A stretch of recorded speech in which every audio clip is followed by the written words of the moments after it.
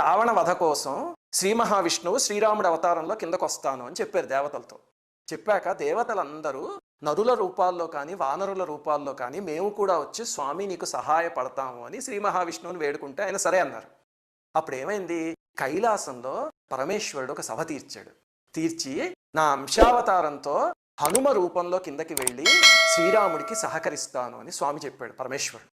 చెప్పగానే పార్వతీదేవి స్వామి నేను కూడా వస్తాం మీతో పాటు ఉంది. అంతే కదా, అమ్మవారు ఎప్పుడు అయ్యవారిని వదిలి ఉండరు. అంటే పరమేశ్వరుడు అన్నాడు, పార్వతి ఈ అవతారంలో వద్దు, నువ్వు ఇప్పుడు నేను వేరే స్వరూపంలో వెళ్తున్నాను రామదూతగాను, అందుకని నన్ను వెళ్ళని అన్నాడు.